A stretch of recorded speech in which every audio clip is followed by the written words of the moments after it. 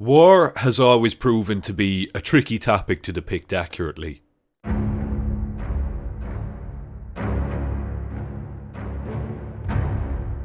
It is an exciting thematic element, and it's clear if you've watched my previous videos on the channel, I appreciate war as a storytelling device. Problem is, I can't act like games and films such as Call of Duty or The Hurt Locker are infallible at portraying war accurately. Though they can do their best to put us in the boots of a soldier entrenched in all the death and destruction, there's always been that Hollywood quality to their set pieces. Unfortunately, that's really no fault of their own. No matter what conflict is being depicted, there will always be veterans or historians like myself to pick out all the tiny little errors and mistakes made along the way. The best anyone can hope to do is get as close to the real thing as they can. And you know what? That's A-okay with me.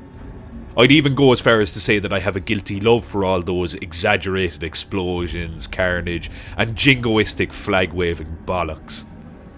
That said, I always appreciate a more grounded and somber approach to depicting war.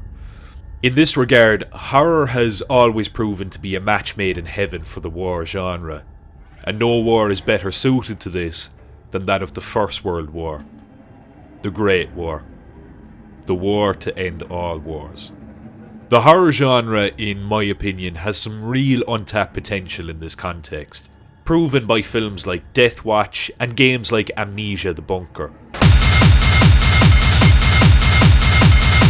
The game I'm discussing today has left that big an impression on me that I have to talk about it. It is not only a masterclass in survival horror gameplay, it is one of the most haunting and lingering depictions of the First World War I've ever experienced. Before we begin, let me say that this is a bit of a departure from my normal video essay format. As opposed to having the video broken up into segments with each covering a new topic, this will be more of a narrative-driven experience. In other words, I'll basically be running through Conscript from top to bottom, discussing its story while interspersing segments where I touch on gameplay, music, sound effects and so on. That said, let's get ankle deep in the mud, put on our gas masks, and suffer through the living nightmare that were the trenches and battlefields of the First World War.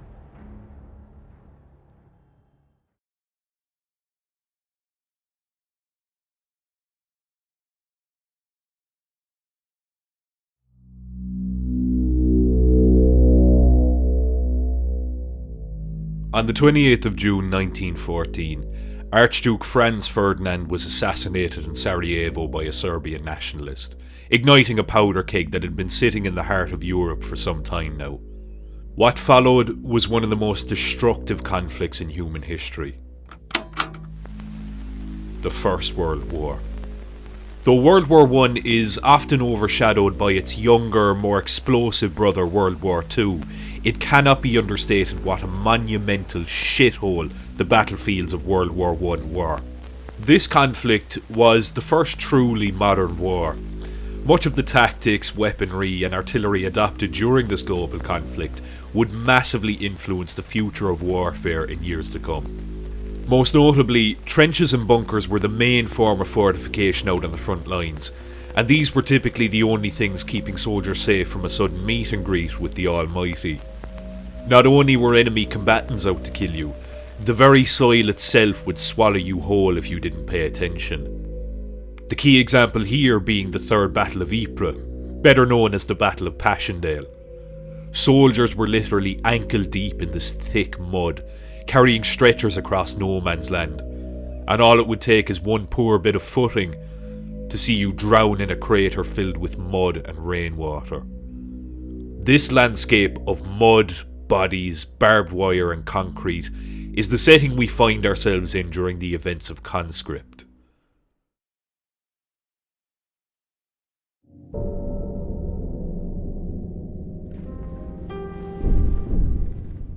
Upon booting up, we select a new game and pick our difficulty. Now, for my second playthrough, I chose to play on the veteran difficulty, but I highly recommend starting on a lower one, so as to familiarise yourself with the game's mechanics. With that said, let's load up and move out.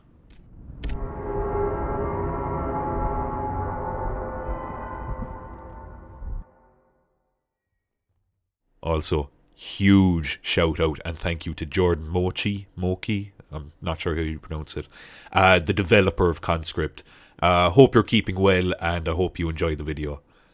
I love you.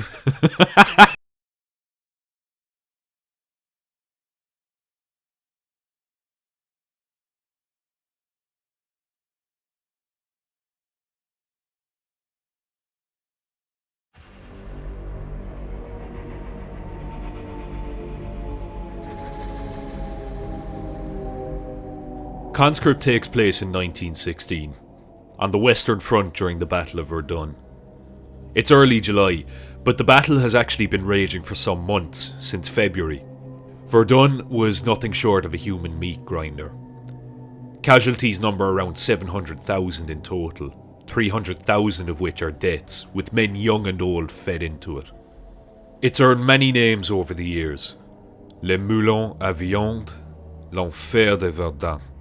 All of which don't even begin to describe the level of human suffering present within these trenches and over no man's land.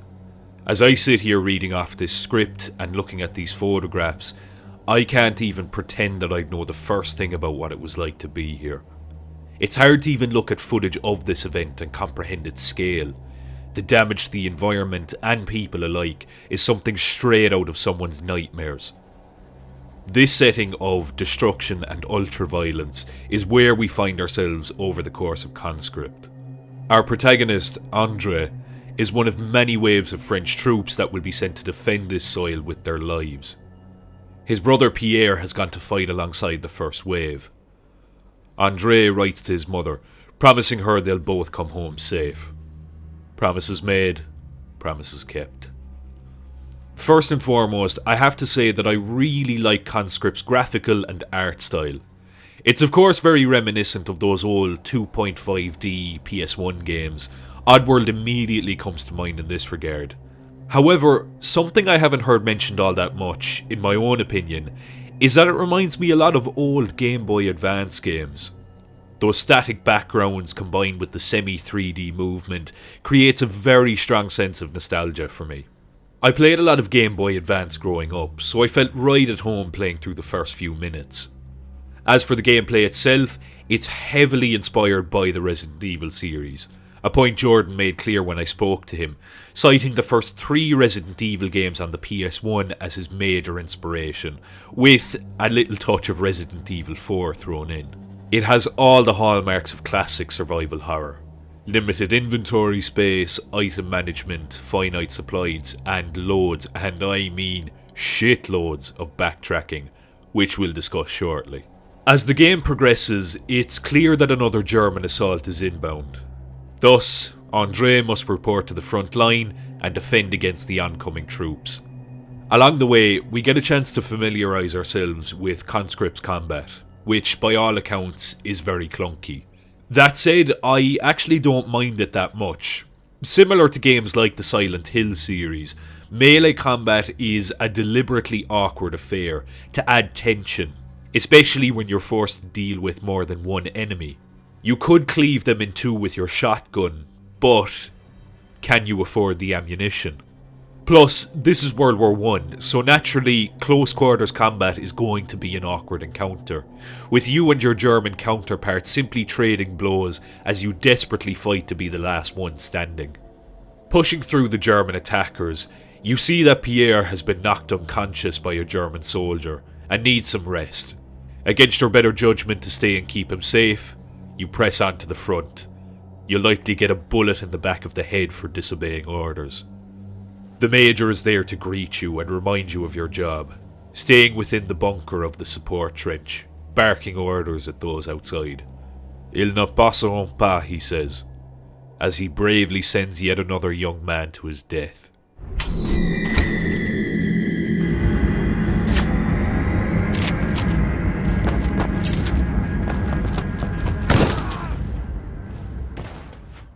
This is where you really get a feel for Conscript's combat, as wave after wave of the Boche attack your position. The German Stoßtruppen, stormtrooper or trench raider, were particularly feared. Equipped with all manner of grisly melee weapons, these shock troops would storm enemy trenches with the goal of catching them off guard and clearing the trench as swiftly as possible. Some of these troops would even be equipped with heavy armour to protect them from small caliber rounds and close quarter strikes. These are easily the biggest threats to your character throughout Conscript. Though individually they are easily dealt with, in groups they can lay ambushes and catch you off guard. The swifter, more nimble trench raiders can even kick you, which disrupts the animation of you winding up a melee attack or lining up a shot. The trench raid goes on with no end in sight. The Germans throw more men at you, with Andre needing to use every explosive, machine gun emplacement and weapon available to him to hold them back. It's a grueling fight that does well to introduce you to the cruelty of trench warfare. But just as soon as it started, the music stops, and the Boche begin their retreat. To regroup and attack again? No, of course not. To let the chlorine gas finish you off.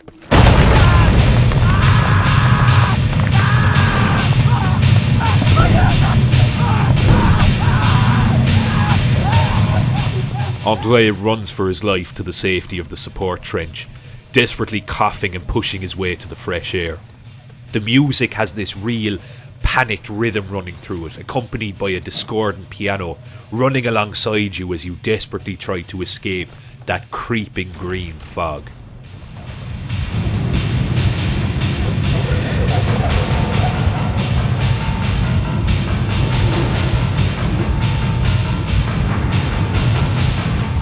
The use of chlorine gas during the conflict was a war crime beyond measure. First deployed by the German Empire on April 22, 1915, it would see massive adoption by both the Triple Entente and the Central Powers. The gas was a slow killer. Your body would be irritated all over before death finally came to greet you. Blisters on your skin, your lungs filled with fluid, your eyes burn out of your skull, and only as you're retching on the ground, gasping for air, do you finally succumb to the poison. It's best to avoid this in Conscript until a more permanent solution to the gas issue can be reached. Making your way back to the support trench, Pierre has to be shifted away from the front, with a runner's note left behind. Runners being the men that shifted orders between trenches. Despite your valiant effort at holding the Germans back, they've managed to outflank you, and are now swarming the support trench. Pierre was likely taken to the medical bay so he might recover from his wounds.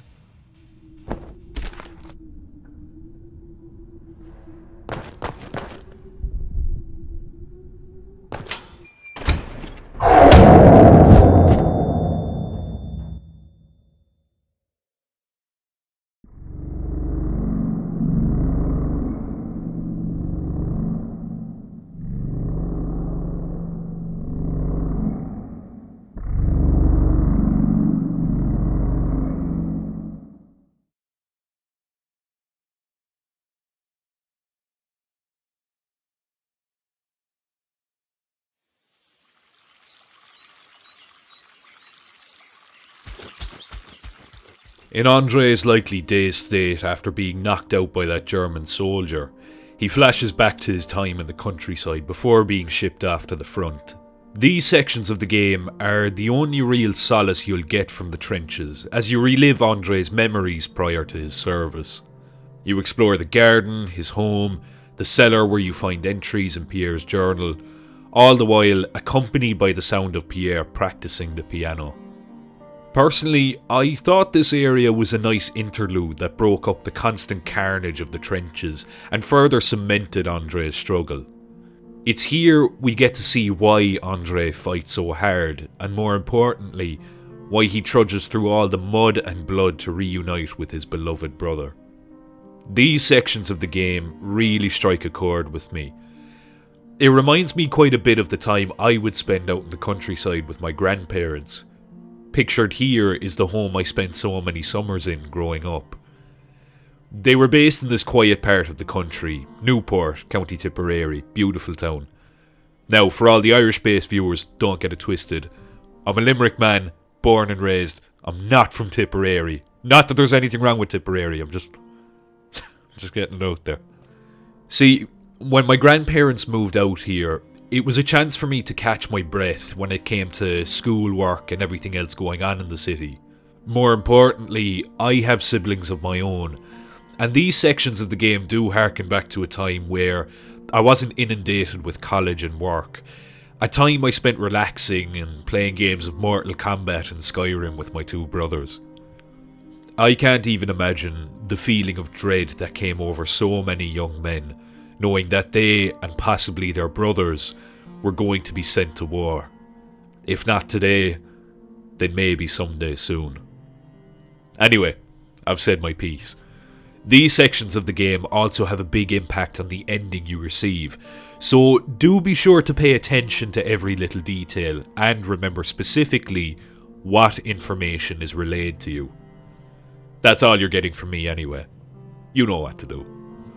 While exploring the family home, you can find old war memorabilia and photographs of days gone by. Clearly, this is a family with a long line of military service.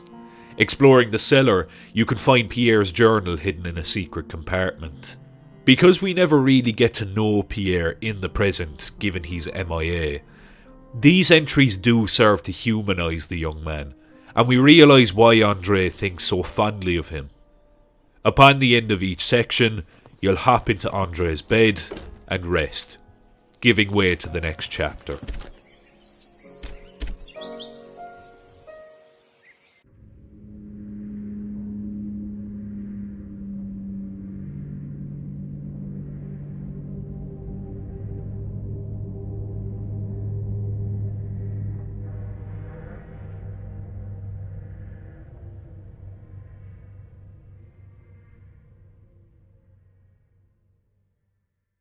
Andre scans the room around him where his body was seemingly dumped with the rest of the French troops that didn't outlive the assault. Andre leaves the body dump only to be greeted by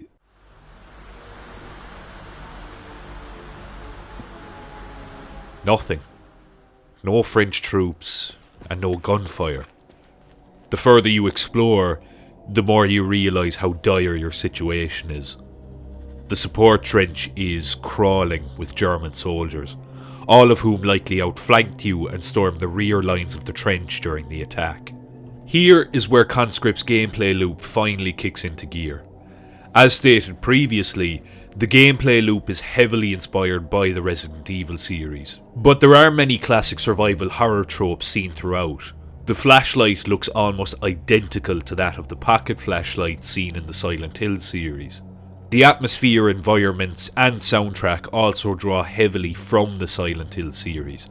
The soundtrack especially, with a lot of tracks being very reminiscent of the music you would hear from, say, the first Silent Hill game.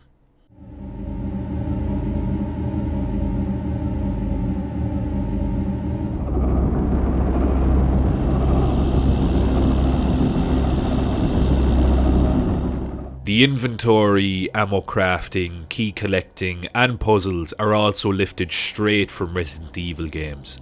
It's a massive homage to these old PS1 style of horror games. A character you met earlier in the game actually turns out to be the merchant when you next see him, one that operates exactly like the merchant from Resident Evil 4, with him trading goods for currency and upgrading weapons if you have the necessary parts needed. I also appreciate the detail of the game's currency being cigarettes. Naturally, cigarettes were prized in the trenches of World War I, as a way for nervous and shell-shocked soldiers to relieve the tension from being shelled by artillery and sniped from miles away. All these resources, such as ammo, cigarettes and weapons, are either collected throughout the trench or purchased from the merchant. Having finally familiarised yourself with the game mechanics and nuances, you begin to trek around the trench, discovering new areas and completing objectives. The overarching objective of Chapter 2 is to link up with the remaining French troops in Fort Souville. Once you've established contact and cleared the support trench of German attackers, you can then proceed to the front. Along the way, even more WW1 horrors are around every corner, some of which are overt and others more subtle. One that really got to me was the poor French soldier we see tangled in barbed wire. At times, he simply rides around gasping for air, but there is a chance that if you're passing by, you can catch him crying and calling out for his mother.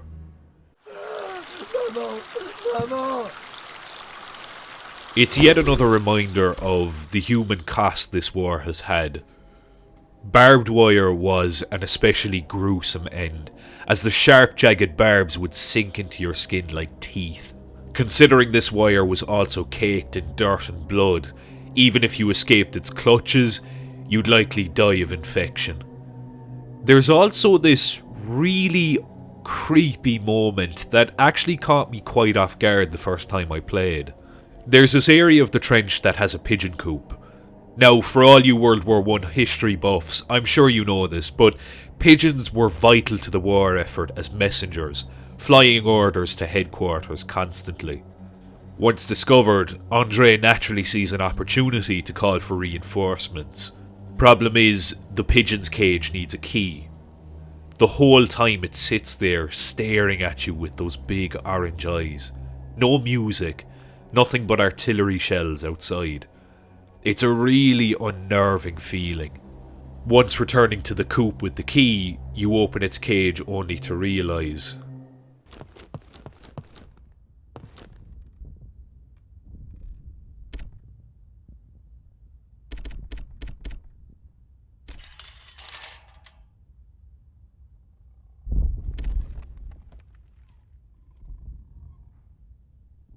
there's no real indication of what killed the pigeon. Likely a German soldier preventing a call for help, but I always like to think that it was dead the whole time. That Andre, under the pressure of his given situation, is going cracked and hallucinating. The game is full of moments like these where you really do question Andre's sanity. Another example being a face he sees in the rocks before blowing up a pile of rubble. It's just really cool and creepy visuals like this that have you on edge playing Conscript. Most of these moments never really serve any grand role in the story. It's just an unsettling piece of environmental storytelling. That said, it's not all hopeless. For example, one character you consistently encounter at random points throughout the game is a man called Gaston. This is one of the few examples where I felt a sense of peace through the game. Gaston is such a legend. Granted, he taps you for cigarettes like a pain in the arse college roommate, but that doesn't matter. I love him. He's always cracking jokes and has this real unbothered personality that really puts you at ease. Once he sparks up, he smokes away and minds his own business. See you around, Gaston. The story gets back on track once you reach the medical wing of the game. After a lengthy encounter with two armoured trench raiders, you enter the bunker and are greeted by a medic. According to him, he's unfamiliar with Pierre. He seems very awkward when telling you this, leaving in a hurry not long after you've spoken. We only grow more suspicious when finding an unfinished medical report with Pierre's name on it, and a piece of Pierre's scarf. With the Fort Souville key in hand, we enter yet another gruelling section of this horrible trench.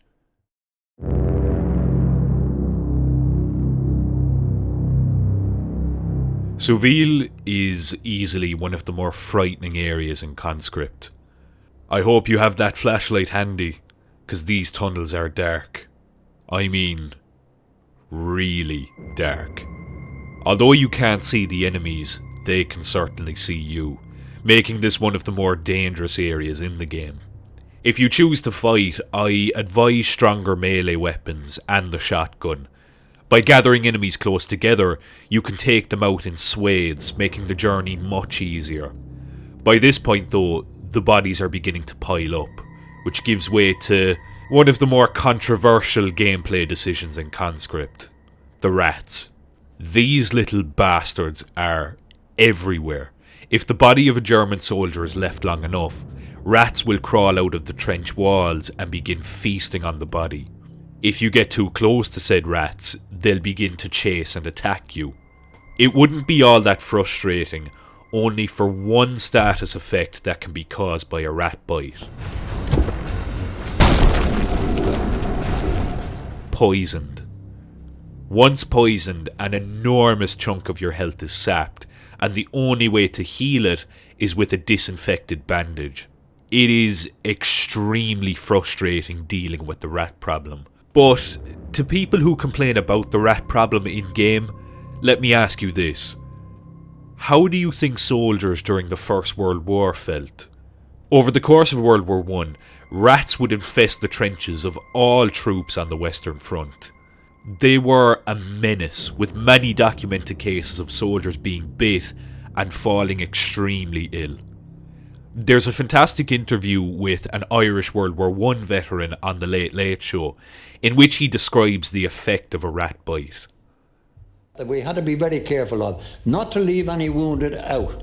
Get the wounded in, get them in somewhere where they could be, because the rats have been known to attack helpless wounded. They could be alive, but the rats would attack them. As a matter of fact, there was one night we were out of the line at the time, and we were in an old loft. And a young lad I knew very well, he was lying alongside me this night sleeping. He woke up and he was shouting he'd been bit. Well, we lit a bit of candle, and right enough, a rat had taken a piece out of his cheek. So we put a force field dressing on, and the time you seen the doctor. Now it just shows you how poisonous they were. In 2 days' time, that young lad was dead, and his head and neck and that has swelled up and gone black. So it just shows you the poison in the rat bite. I often wondered how many Tommies really got killed by rat bite. Because there were millions. As a result, despite the general disapproval from the player base, I actually really like the rats as a game mechanic.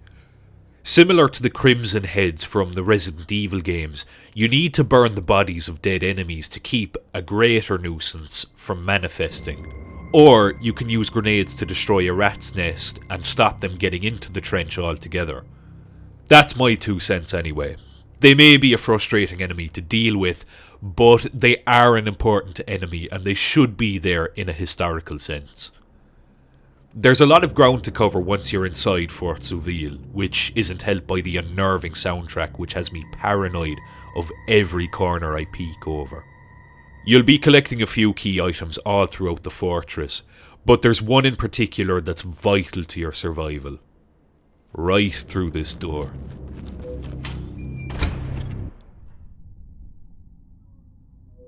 The silence present in the room immediately hits you, followed by a curiosity at the wounded soldier in need of your help. You approach him in the hopes of administering first aid, and then gas.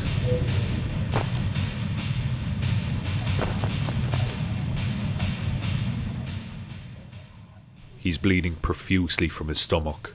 It's not looking good. Take the gas mask. I genuinely sat on this screen for 30 seconds, really contemplating what I was about to do. The choice was obvious, but it wasn't a pleasant one.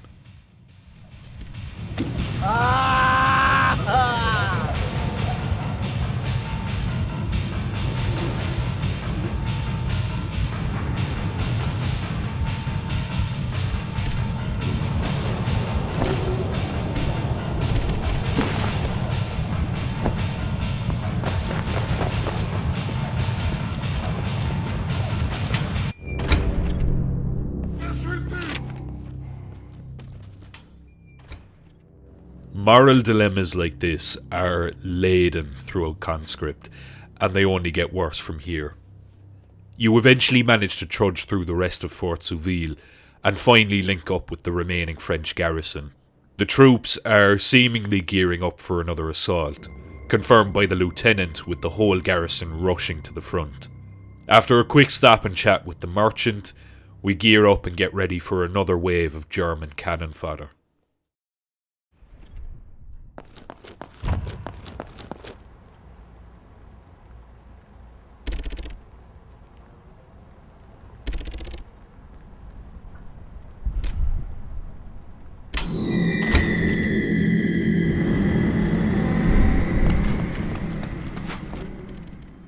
Yet another batch of German soldiers have been sent to attack the support lines. This wave is even more vicious and well equipped than the last. The rain batters the trench like the hail of bullets whizzing over the front lines, with German artillery pounding the French and even their own troops. French troops call out to one another and drop dead right in front of you. German trench whistles signal the first attack wave. André mans the machine gun and cuts down wave after wave of young men, sent to die for their country. Once out of ammunition, it turns into a desperate fight for survival, dodging German shock troops and being battered by bullets all over your body, crudely healing the damage done with bandages and first aid kits. As André's strength begins to wane, the final few waves only become more challenging. Armoured troops accompanied by riflemen chase after him. You may notice the cursor shaking like mad. This isn't an aesthetic choice, this actually affects gameplay. As André becomes more stressed and panicked throughout the game, his hands will begin to shake uncontrollably, likely due to shell shock. The only way to cure these shakes is with the cure many soldiers turn to with the lack of medicine: alcohol. As André cuts down the final few troops, his arms shaking and body breaking, the music dies down, and the guns fall silent. He survived yet another wave of German attackers.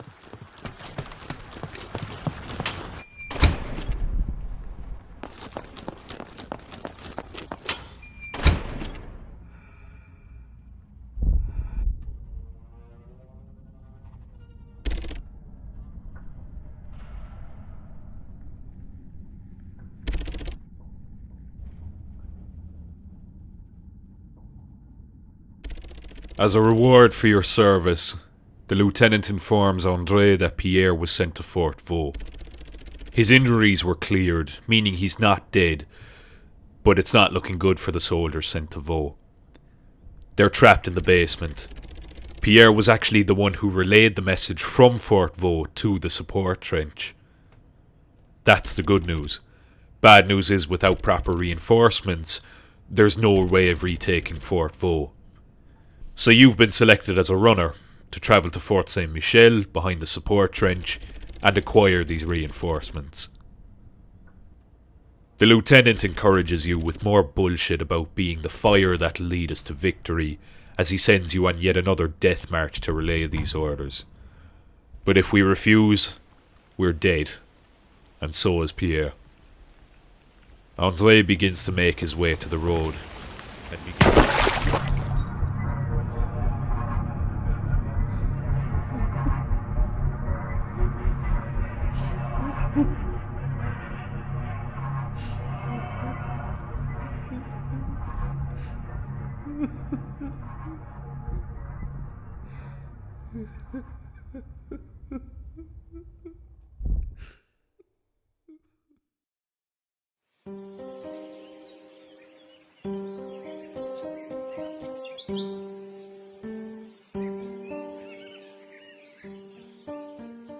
Yet again, in his despair, André retreats into his memories and flashes back to home.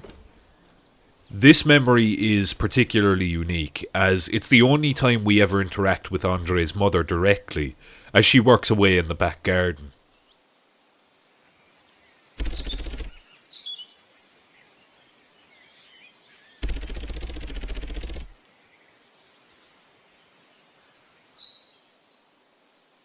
Fetching some tools for our gardening, we come across 3 graves. The boy's grandfather, Alfred Hiver, their father, Alfred Hiver II, and unfortunately, what looks to be a younger sister. It's never actually explained how Germaine died, but the grave is enough to illustrate the importance of André and Pierre coming back safely, lest their mother be left widowed and childless for the rest of her days. Outside of that, there isn't much else to this dream sequence, bar delivering the tools to André's mother and having a look at Pierre's journal in the cellar. Once we're ready, we lay in bed to rest and fade into yet another chapter of grueling warfare.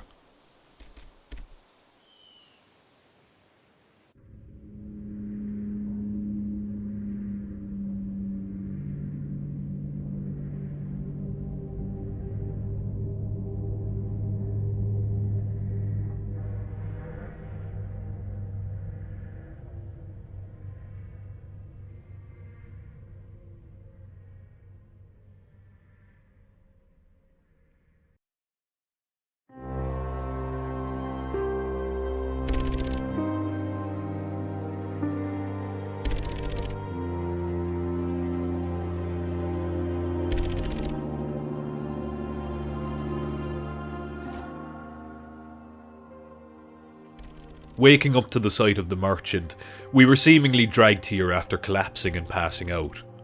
He informs us that Fort St Michel is just south of this position, but that German troops may have flanked the route. And so, with a heavy heart, we press on and trudge through even more mud and blood to relay these orders to those stationed at the fort. Now, one major criticism I do have of Conscript that's been half fixed is the backtracking in Chapter 3 was ridiculous. Resident Evil wishes its backtracking was this tedious. Though I do have some glowing things to say about Chapter 3, be warned that you will have your head wrecked dealing with this section. In a recent update, Jordan added a supply truck driven by the merchant that basically ferries you from one point of the map to another. This helps, but there's still a lot of backtracking to be done regardless. Now, one thing I cannot fault this chapter on is easily its atmosphere. The absolute ruin on display is extremely accurate to the landscape of Verdun. The mounds of dead bodies you come across in the body dumps say it all. Scores of young, lifeless men piled on top of one another.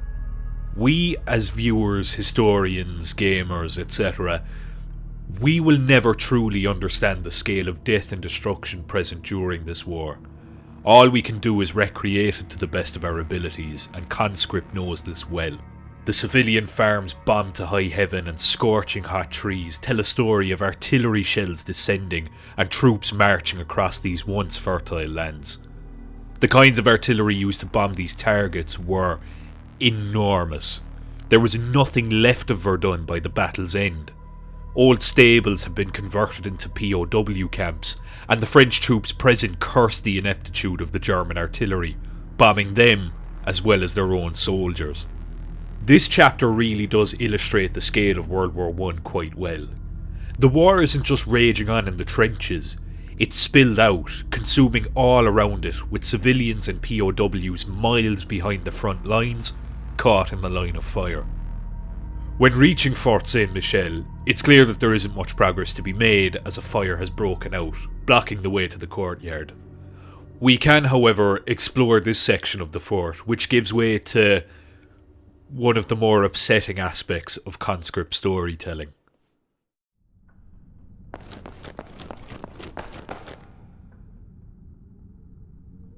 All throughout the game, be it in the trenches or travelling the road to St Michel, you'll find soldiers like this. The fella at the entrance claims he's faking it, but if we're inclined to believe what we see, this poor soul is suffering from shell shock, better known as PTSD these days. PTSD only really began to be recognised as a disorder during the First World War, and its effects on the human psyche are immeasurable. Men were so broken by the constant artillery fire, the bodies piling up, rat infestations and constant yelling, that their brain chemistry was permanently altered. Some veterans had their nervous systems shot, leaving them unable to control their most basic motor functions. Some would hide under their beds, as if taking cover from artillery fire that wasn't there. Others, they just weren't there anymore. So broken by their experience that all they could do was cower in fear or just stare for miles and miles, never having left the trenches. I don't mean to exaggerate when I say this, but I do mean it. These videos are actually really upsetting to watch, and I genuinely felt my eyes begin to well up looking at some of these soldiers. They're not there anymore. Whoever they were before the war, whoever their family and friends knew them as, that person's gone now. It's such a genuinely upsetting prospect. The idea that I could be shipped off to some battlefield, have my mind completely break in two, and just not be recognised by those around me. I think Al Pacino put it best. I have seen boys like these, younger than these, their arms torn out, their legs ripped off, but there is nothing like the sight of an amputated spirit. There is no prosthetic for that. This is yet another consequence of young men fighting an old man's war. A spirit so broken they'd be better going back to their parents in a casket than a shell of the man they once were. At least there's something in the casket. Soldiers like these are dotted all over the game, and it never gets any easier watching them rock back and forth, shell-shocked out of their skull. This madness infected so many soldiers like a disease. Some would simply tense up and zone out, whilst others would become completely deranged. In another creepy blink and you'll miss it moment from Conscript, you have the option to inspect a body outside one of the merchant's hub areas. Once inspected, we see what appears to be a German shock trooper's mask. But look at the side of his mask. He's grinning. Faced with his own mortality, he smiles before he dies. It's such an unnerving piece of imagery, and it really caught me off guard when I noticed it. Anyway, after collecting some key items and exploring further, enemies begin to appear around the map. One of which, this fucker.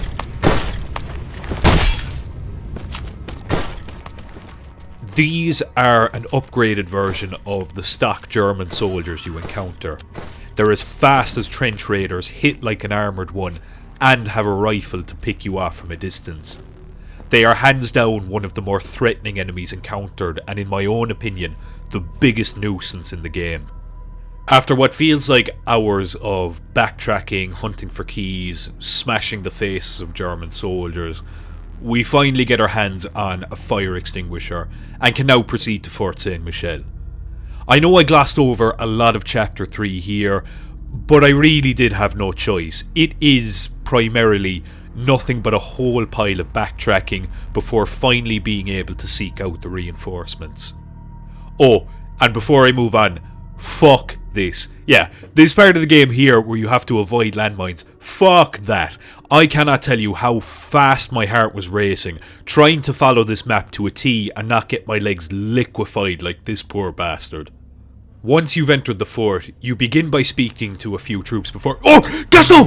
Gaston! Yes! Oh my god, it's so good to see you, lad. You could really do with a smoker. Absolutely, smoke away. See you around, pal. Okay, that's my good deed for the chapter. When searching around, you'll eventually bump into the captain and relay the order for reinforcements. Although he's not too enthusiastic about sending more men to the meat grinder, he doesn't have much in the way of a choice, and recommends you rest before linking back up at the support trench. With yet another set of orders fulfilled, Andre lays his weary head down and begins to dream of his homestead once again.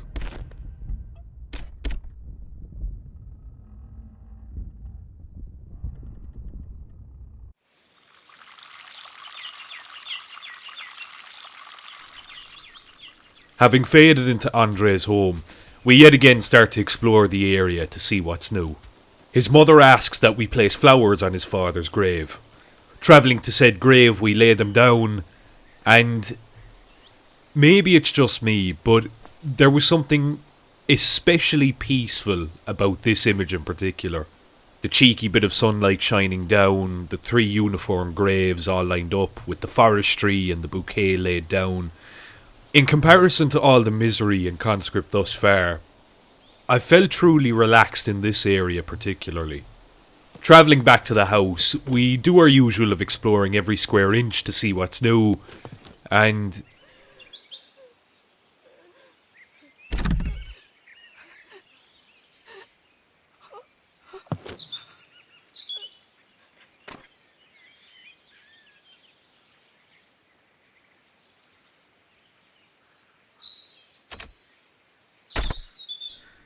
the time has finally come. Andre has been conscripted into the French army. As his mother sobs in her room, fearing the loss of yet another child, Andre simply carries on. He has another look at his brother's journal and calls it a night. Filled with dread or excitement, we'll never know. Andre may have been conscripted into the French army, but there were many more men like him that volunteered willingly, fooled by their governments. This propaganda they told us about him killing women and children and one thing and another. They had a lot of propaganda about that there. the Hun, you know, they called him. And how he'd go through these villages when he'd capture them and kill all the people off and that there. That's the stuff that they told us. To feed you up to get you mad, I guess. A renewed sense of patriotism and adventurism filled the minds of many young soldiers, much like their Napoleonic and Prussian grandfathers and fathers before them. These boys would be inspired by tales of glory, valour and courage. What did it get them? What did it ever get them but an early grave and a grieving family? Nothing.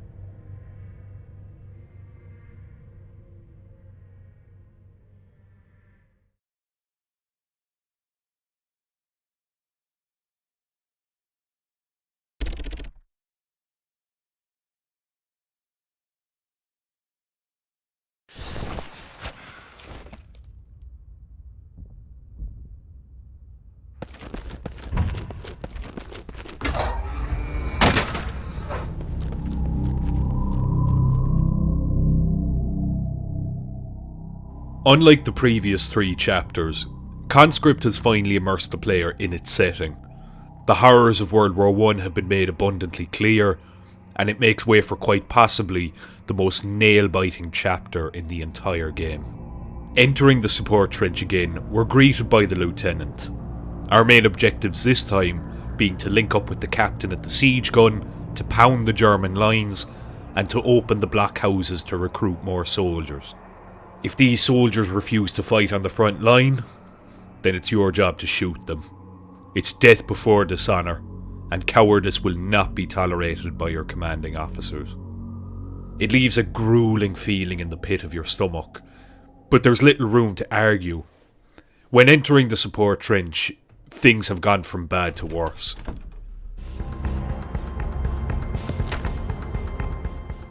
The very fast and nimble trench raiders have now been equipped with armour, making them more resilient. The trenches are also drowning in mud. Slowing Andre down, running past the raider, we find ourselves in...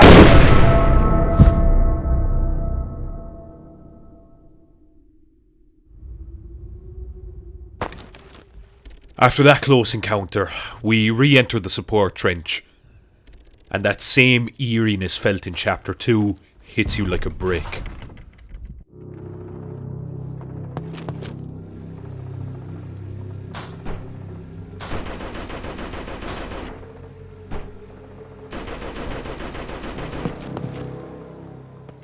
In your absence, the support trench has been repopulated by more German soldiers to make up for those you and the other Frenchmen killed. This wouldn't be nearly as bad, only for these reinforcements are better equipped. Finally reaching the siege gun after running past half of Germany, it seems there's a catch to actually firing the gun. The parts are missing, including the 230mm howitzer shell needed to fire it. When clearing the blockhouses and sending troops to the front lines, you'll eventually find the shell you're looking for. Problem is, you can barely move when carrying it, and there's no option to store it in a chest. The game forces you to carry it all the way to the siege gun. All the while German soldiers bum rush you in an effort to stop you reaching the gun.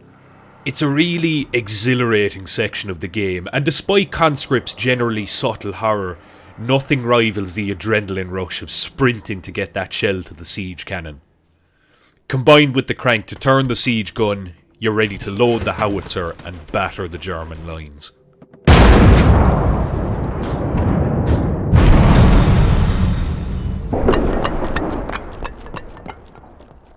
Nice. It's not over yet though. We still have to seek out more troops to join the rest of the battalion at the front. Most of the soldiers, despite their reluctance at first, will ultimately leave the blockhouse and take their positions. All except one.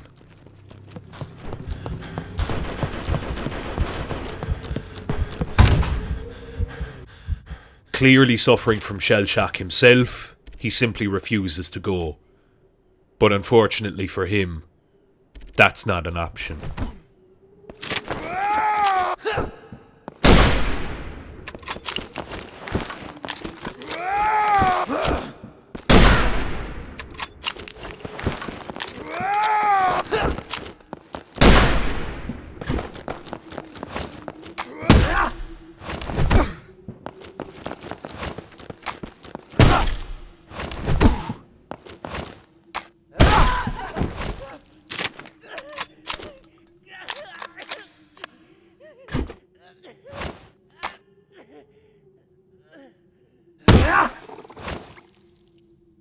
Once dead, he drops a medal.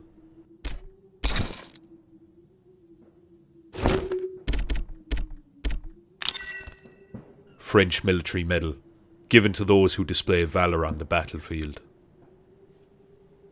A feeling washed over me, not too dissimilar from taking the gas mask off the dying soldier earlier. The only difference is I felt guilt over taking the gas mask. Here, I felt nothing but shame. And that really speaks to the quality of a game's storytelling when it can make you feel those kind of emotions. I don't know how long I stood here and stared at that man's corpse, but it felt like a lifetime. Just as soon as I was beginning to make progress and barrel through the trenches, I get hit with that real World War I horror yet again. Not in the same way a creature would make me pause, but my own mind telling me that this was wrong. What I did wasn't killing or following an order. It just felt like murder. With a heavy heart, I left the blockhouse, dreading what the rest of the chapter would lead me through. This is it. With all objectives achieved, it's time to push onto the front line and bite back at the Germans. For once, it's them on the back foot, not you.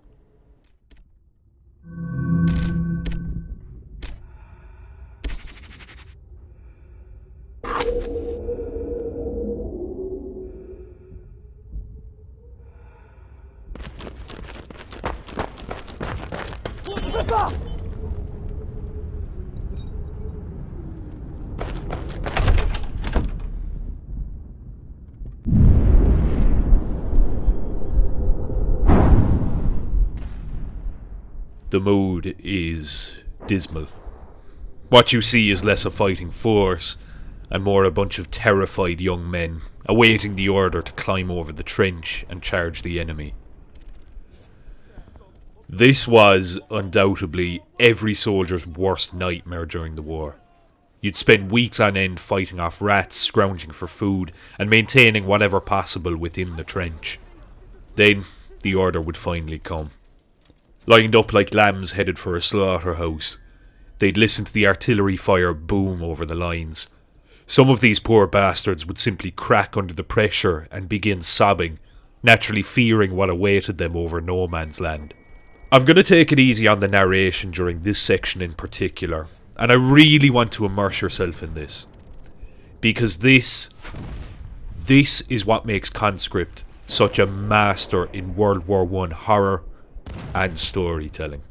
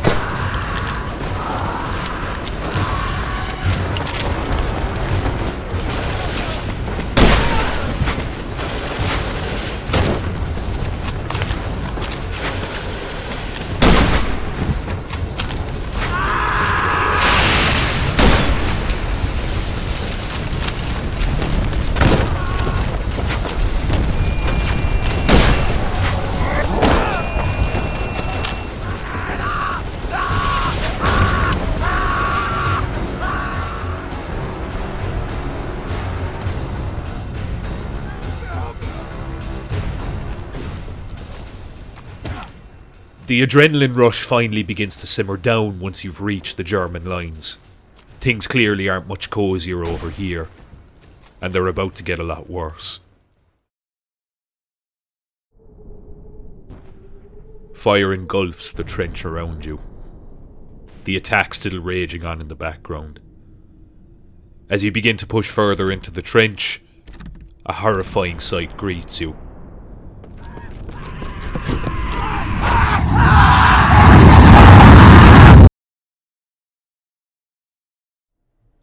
The Vaux, better known as the Flammenwerfer or flamethrower, made its debut in the trenches of World War I. Deployed in February 1915, the flamethrower is by and large the most cruel weapon ever developed during the course of the war. It was designed to clear fortifications like bunkers and trenches by immolating all at the end of its barrel, and its psychological effect was indescribable. At the very least, there's a mask and a filter for gas. If exposed to gas, you can make a recovery. There is no recovering from this.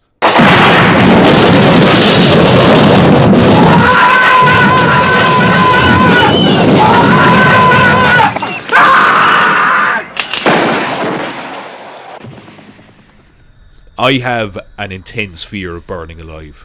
It's right up there with drowning in the ocean as the worst ways to go, in my opinion. And Conscript relishes in the flamethrower's use.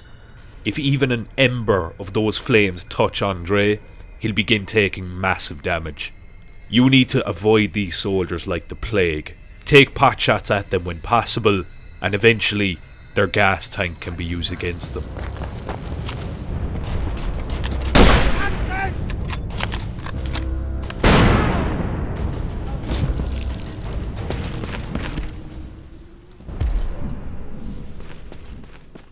Finally, after all that madness, Andre begins the journey to Fort Vaux.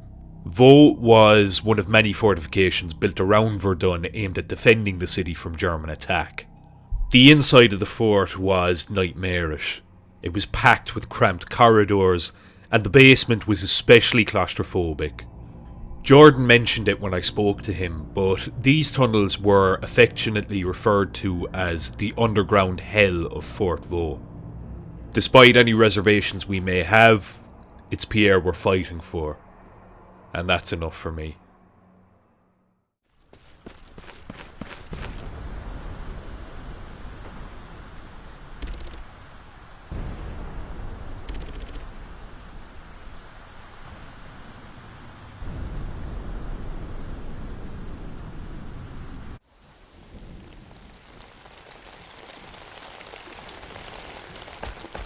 Andre is once again immersed in his memories. The mood this time is very somber. A storm rages outside as we scour the house and surrounding area looking for any new items or journal entries. Bumping into Pierre in the cellar, we ask him where our mother is, but according to him, she's spending the night at a friend's house, obviously worried sick about Pierre and Andre. It seems he's about to tell us something, right before he realises he's late for piano lessons. As for what this something is, Pierre was likely going to tell Andre that he enlisted in the French army. It's a kind gesture, wanting to fight alongside his brother, but ultimately, he surely regrets it given his current situation.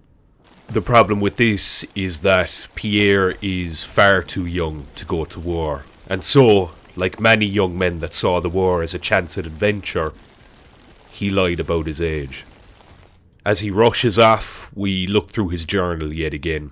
Nothing too out of the ordinary, although Pierre does seem a little anxious about going to war. Clearly he prefers writing about it than showing it. Once all said and done, it's time for bed. The end is headed towards us like a speeding train, and these final 2 chapters will put Andre's resolve to the test.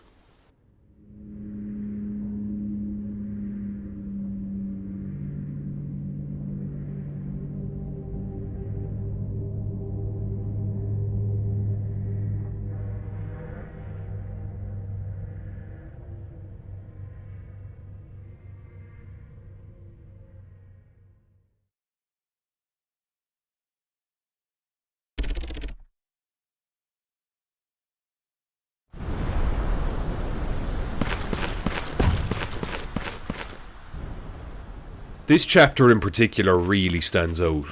We again get a view into the war spilling out beyond the trenches, similar to chapter 3. But we're not just journeying behind the lines, we're exploring an entire town.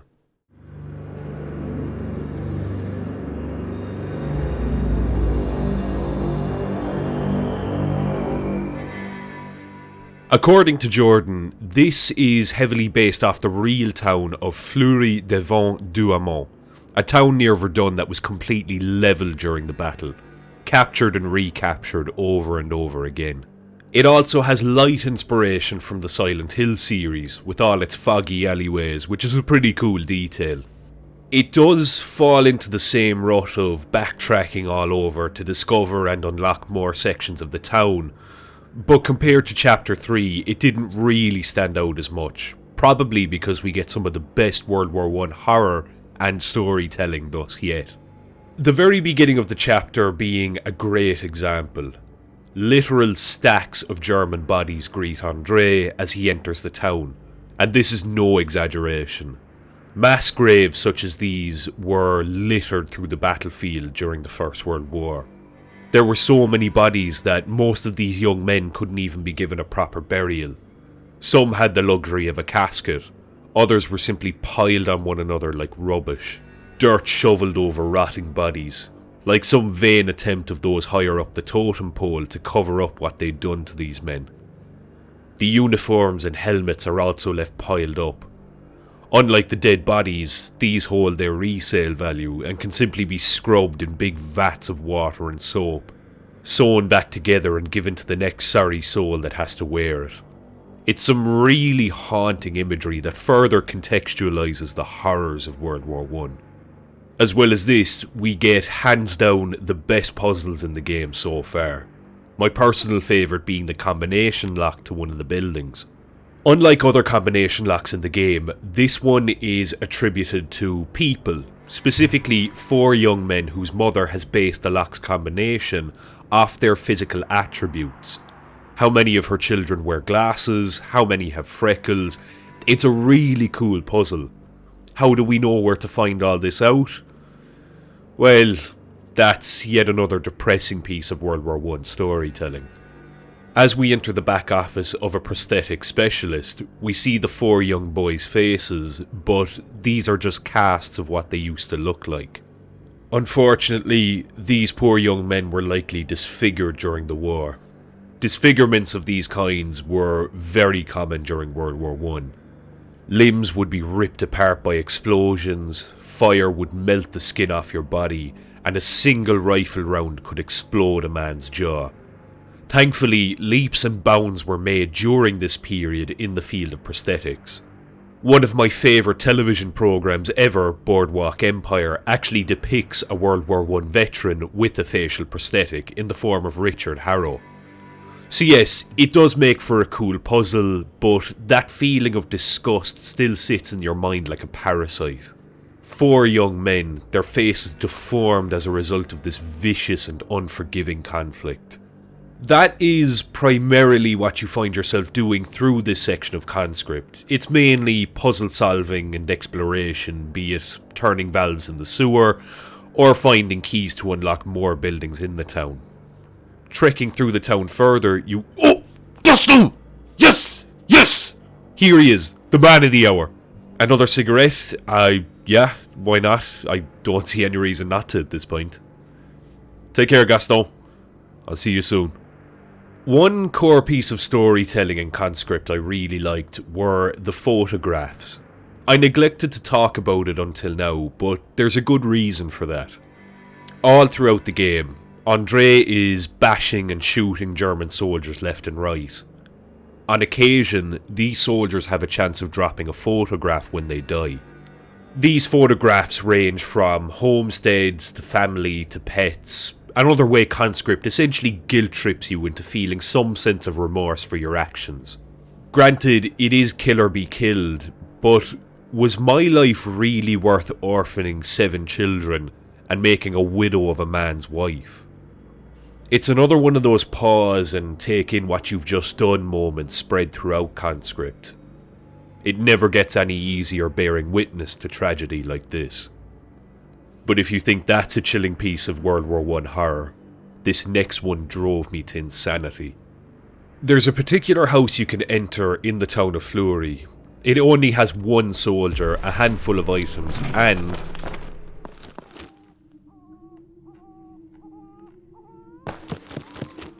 what sounds like a baby crying. It's coming from the room next to me. I remember spending 5 to 6 solid minutes bashing the bookshelf, looking for a cellar door, desperately trying to get into that room.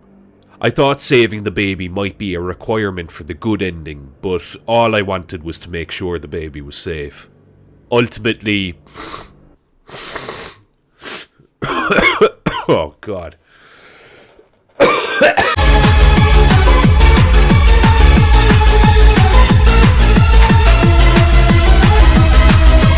Ultimately, I thought it best to just progress. Maybe I can come back later and find a way into the room.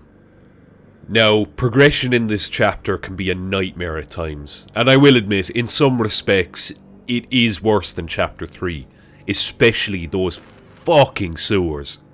Absolutely polluted with soldiers and rats. In one section of the sewer, you have to traverse these massive sewage pipes. All the while you can hear German shock troops sprinting towards you.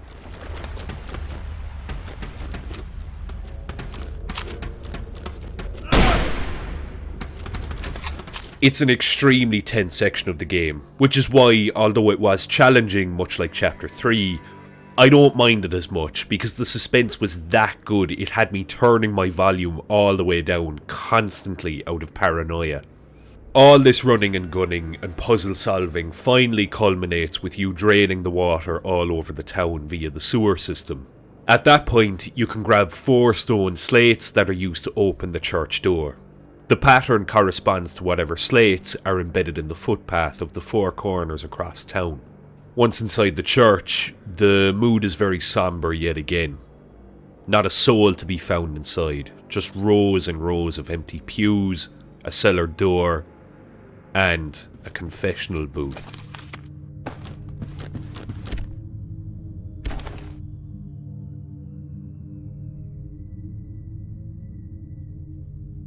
Although I know there's no one there, I can't help but feel eyes watching me, judging me for the sins I've committed during this ghastly war. André surely isn't deserving of some divine punishment. The man's just following orders, looking to save his brother. Besides, how much worse can it get? God Almighty can't send me to hell, because I'm already here. A few minutes of self-reflection later, and it's time to check out the cellar. The place is smothered with mustard gas, but thankfully at the end of the cellar is a rare item indeed, the key to Fort Vaux.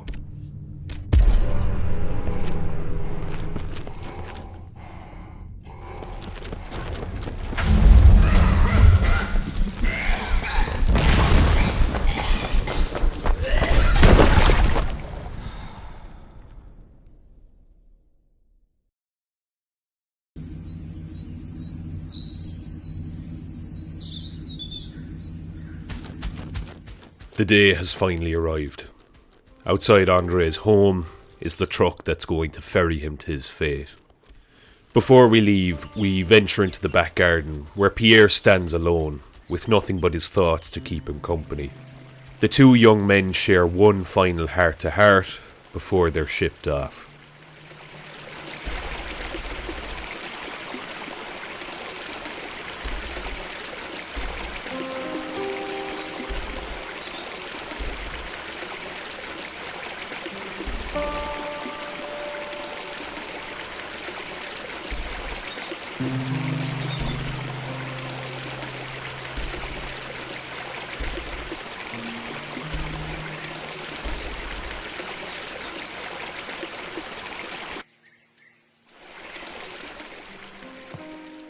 Rushing to the van, Pierre drops the cellar key, which gives us one final look at his journal. For the most part, it's pretty innocuous, but we do discover that the boy's mother was rushed to the hospital having become faint and hitting her head on the table. Yet again, she's likely worried sick for her 2 sons. Pierre and likely André say their goodbyes, ready for the great adventure.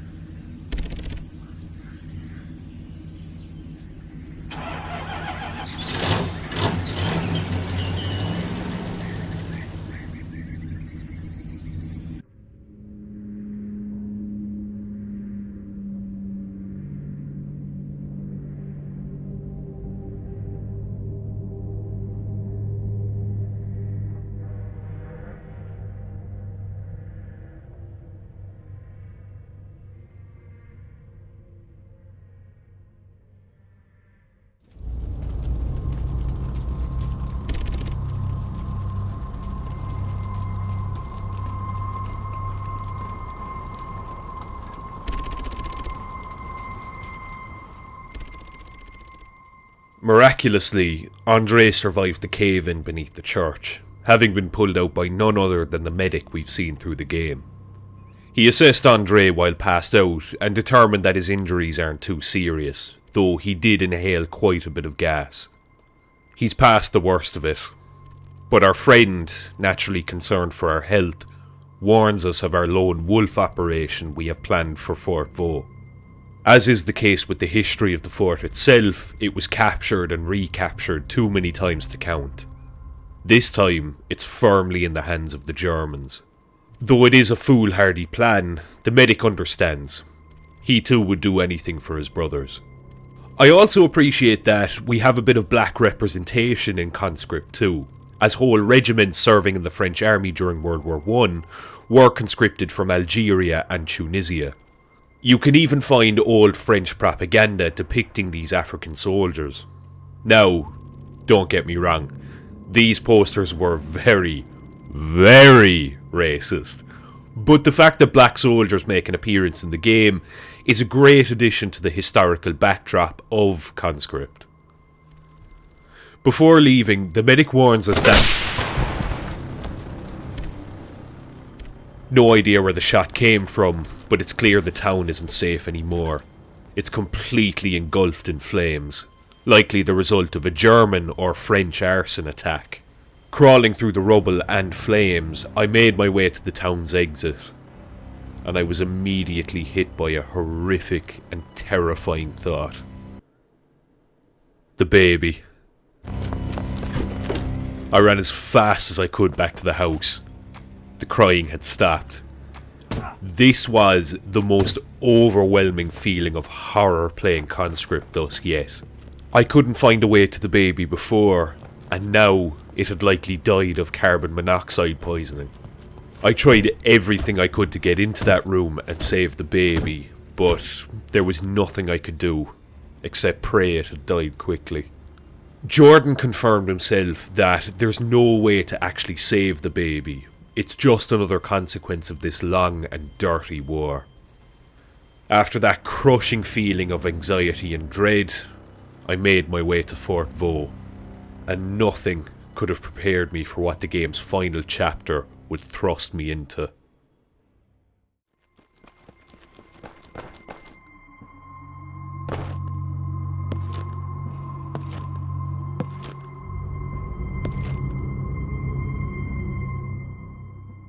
Fort Vaux hung with an eerie silence, looming over me like a big stone giant.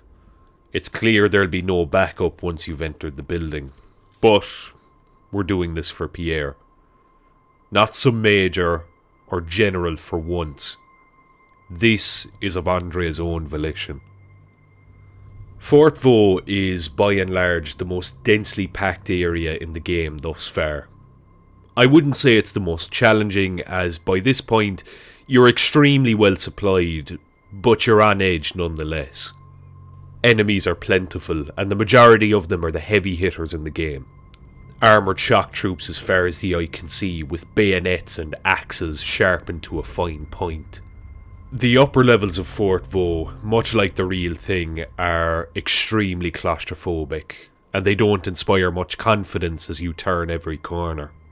This is made even worse by the imagery that greets you in every room you explore.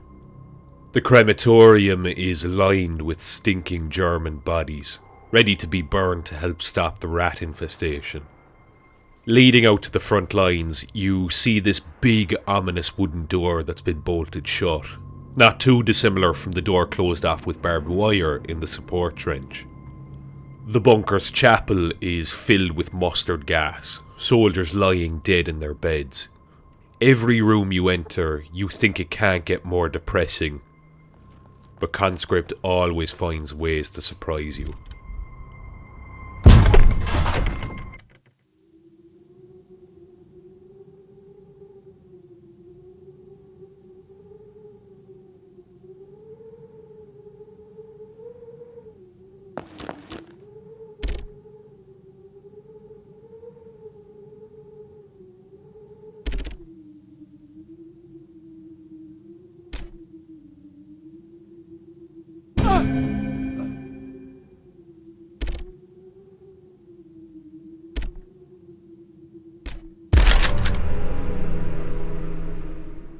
Just another casualty for the list.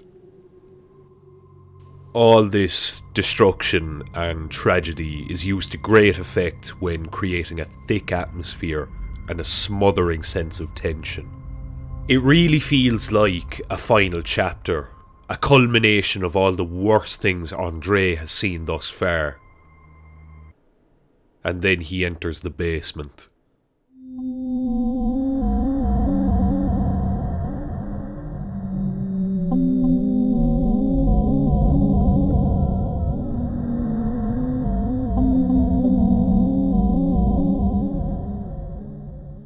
The basement is, by and large, the most twisted and vile area in the game thus far. Taking heavy inspiration from its survival horror counterpart, Silent Hill, this area is WW1 Horror incarnate. This section of the game takes the moniker of Underground Hell to the extreme. It is one of the most chilling depictions of hell I've ever seen in any medium, and it's especially appropriate in the context of the First World War. This room in particular just made me feel ill.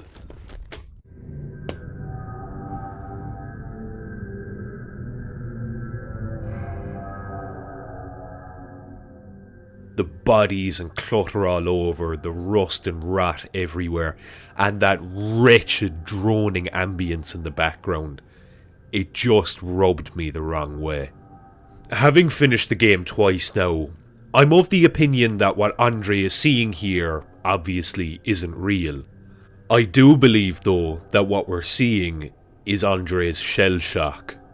His poor fractured mind, twisted by the men he's killed, the destruction he's bore witness to, the infant he failed to save, and the friends that have died in front of him. It's simply broken the poor boy's mind. This is what Andre has regressed to. But he's come this far, and the road back is well and truly behind him. After our usual puzzle solving and unlocking more parts of the fort, we get our hands on fragments of a stone tablet, which can be used to access the final section of Fort Vaux, the final circle of hell.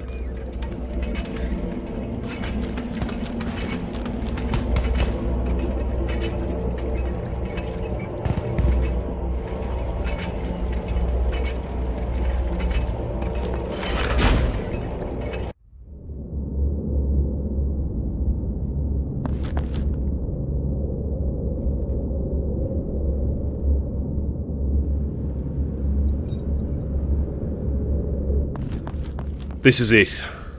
I hope those of you playing the game yourselves have made your peace with God, because he's nowhere to be found down here.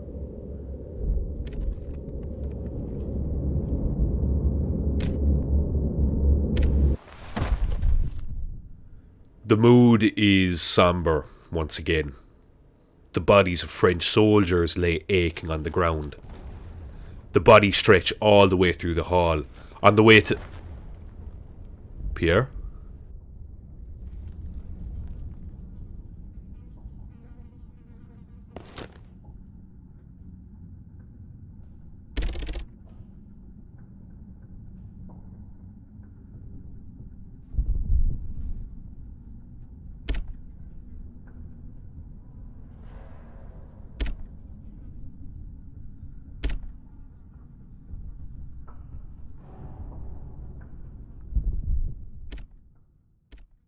We finally did it. Pierre is safe. But the fort is still of interest to the Germans, and now that you've depopulated the place of soldiers, they're ready to finish you off and recapture Vaux. After gearing up and equipping all the weapons and supplies we have, Andre speaks to the merchant one last time. The only real friend we have left. He wishes us luck and swears to hold his position until Andre kills all the German reinforcements. After this, he'll likely be gone. Strike them like lightning in our final storm, he says. And strike them I will.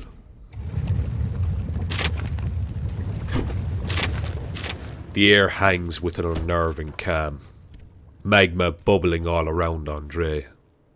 This is the game's final major confrontation, and there's no shortage of supplies.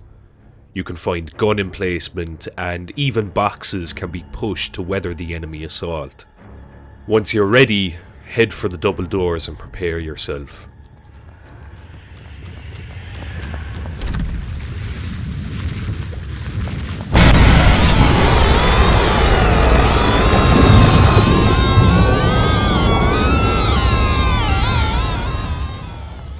The fort itself lets out a massive roar, as if to signal to Andre the Germans are at his doorstep. This is a test of everything you've learned in Conscript thus far. If you haven't been managing your ammo well, you'll only end up making this fight even harder on yourself. The Germans throw everything they have to take back Fort Vaux. It starts small with regular German soldiers, the cannon fodder sent to soften you up. As the fight drags on, the enemies become more numerous and better equipped, chasing Andre down corridors and stairs. Rifles, shotguns, pistols, it's absolute chaos. With Andre taking several hits as he fights back, it really does feel like the entire German army is being thrown at the poor boy. The only thing keeping him in the fight being the adrenaline running through his body. Eventually, the Germans begin to thin out, but that's just because the rest of them are up top. Ascending the stairs, you can just feel the strain of this ordeal through Andre's body. He's being pushed to the absolute limit, and there's no one coming to his rescue. If he fails now, Pierre is as good as dead.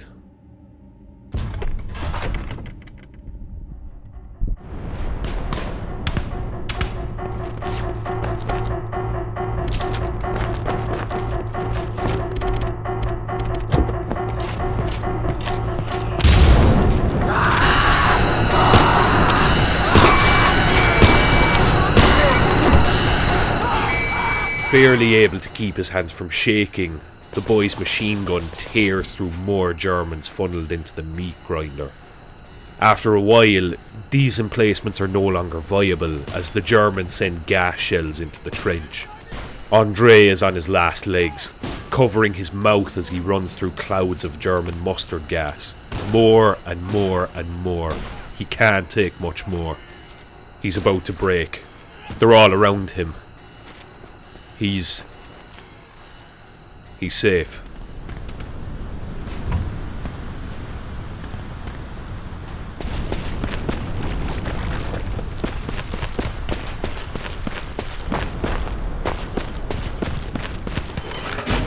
He begins the march back to Pierre. Fort Vaux is collapsing around him. Dashing past falling debris and the bodies of German soldiers, he finally makes it back to Pierre. Carrying his brother in his arms, he rushes to escape the fort. All the while, his brother tries to speak to him.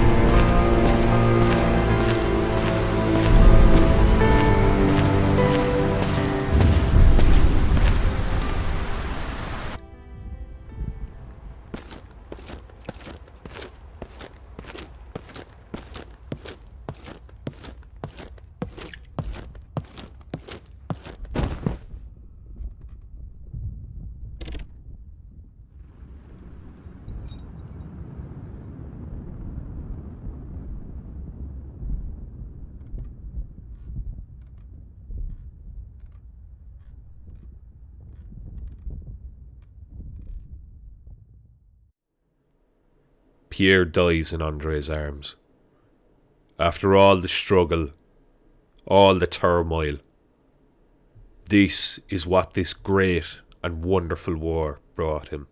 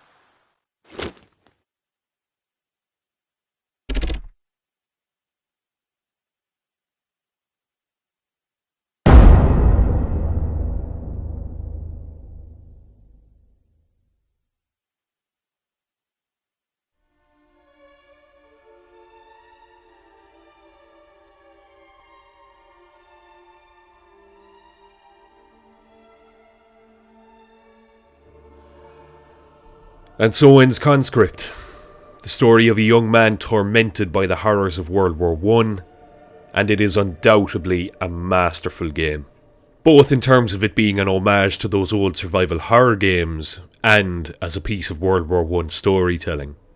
The game even has multiple endings, much like Resident Evil or Silent Hill. The coward's ending sees André shot for cowardice. This ending can be achieved if you've been running from enemy encounters, using hiding spots too often, or running from combat encounters, aka the actual battle sequences. This ending was the first I got, and can be mistakenly achieved by abandoning your post, so be wary of that. The shell-shocked ending is, of course, the one we just saw. André, haunted by the horrors of war, hallucinates rescuing his brother, and is attacked by a German soldier in his heavily propagandized form. This ending is achieved through essentially killing everything you come across and minimizing the encounters you run away from. Though tragic and highly depressing, this unfortunately seems the most likely outcome for André. I mean, who can leave something like that behind and not be mentally traumatized by what they've seen? That shot of André's distraught face is soul-crushing. It reminded me quite a bit of that World War II film Come and See, yet another gruelling depiction of war. And of course, the haunting final shot that harkens back to the opening of the game. André hasn't truly left the trenches, like so many real World War I veterans. There's also a third ending in which you abandon your post before the final battle begins, with André cowering in fear with this chilling art style. It ends with André trapped in the fort as debris blocks the exit and he suffocates to death. All these endings are real Greek tragedy type conclusions to the story, with questions of death, morality, fate, and wondering if there was any real hope for the poor boy. Luckily, if you have all the pronged keys in the game, fetch the pigeon from its coop and release it in Fort Vaux. André is reinforced for the final battle. If you've been paying attention to the flashbacks, you can acquire Pierre's watch, the one he inherited from their father. With both of these items, André and Pierre actually survived the war, the medic being present to amputate Pierre's leg, with his lucky watch helping him pull through. But again, the story still has its tragic elements.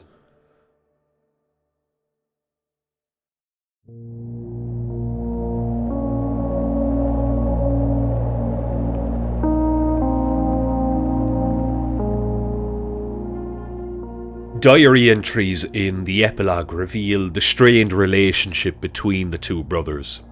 It's only as the two men begin to make amends that Pierre dies, having succumbed to his lung problems after suffering through the Spanish flu that ravaged Europe after the war. But that leaves the question, who's this young man we're playing? It's André's son. Now all grown up, it's 1940. And Germany is ready for round 2.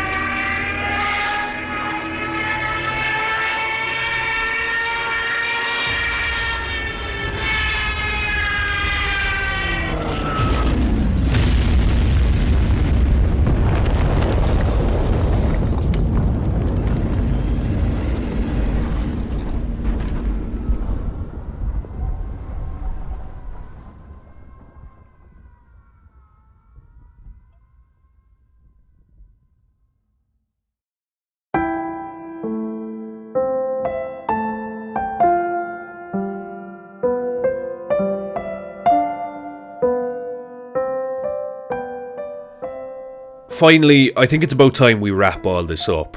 As stated in the beginning, this is a bit of a departure from what I usually do, covering Conscript top to bottom in more of a narrative format, but I really enjoyed it.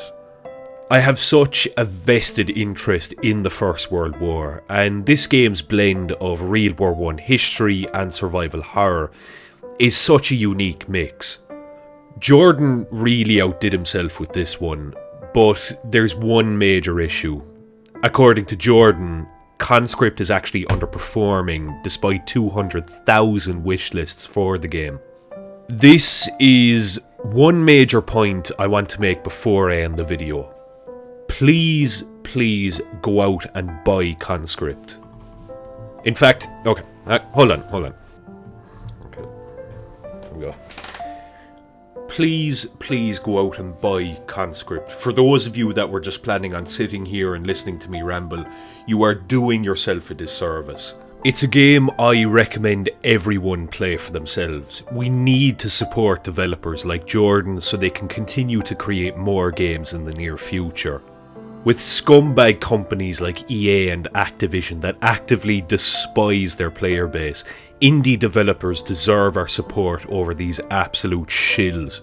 Personally, I went out of my way to buy Conscript at full price because I was really interested to experience it myself. After completing it, I went out and got all the DLC for the game because I want to support Jordan. It's crucial now more than ever to use our money wisely and not just buy another generic Call of Duty, but really impact someone's career in the best way possible. This game deserves your custom, and I look forward to whatever you have planned in the future, Jordan. Please keep it up. With that said, we can finally wrap this up, and fuck me, this was a massive one. To date, my longest video on this channel, and it was no small feat putting it together. Again, another post-credit sequence just to let everyone know how I am. I'm back in college again, this time it's for a Masters in History. It's already been pretty hands-on, and that likely isn't going to ease up for some time. Thus, this will likely be my last big upload for a while. Now that being said, I had actually hoped to cover some of the Silent Hill games for Halloween, given that I recently played the Enhanced Edition on PC, managed to get a PC copy of Silent Hill 3 working, and have plans to record Silent Hill 1 now that I'm in the middle of recording Silent Hill 4. Will this video get finished this year? That's anyone's guess. Coming up to Christmas, maybe I'll find the time to do it, because I really have been wanting to do a retrospective on the Silent Hill series. For the moment, I really hope you've enjoyed yourself. I still, as always, massively appreciate any support thrown my way. Even just a view goes a long way. It always inspires me to do more. I hope with all my heart those of you watching are keeping well, and with the grace of God, you'll stay that way.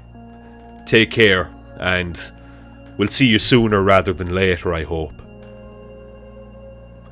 Oh shit! Hang on, before I forget, don't go anywhere. Don't you fucking move. Okay, let's see here, camera. I'll be back.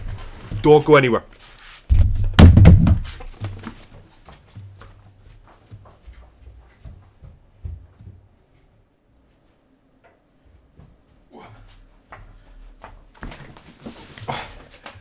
Look, I graduated.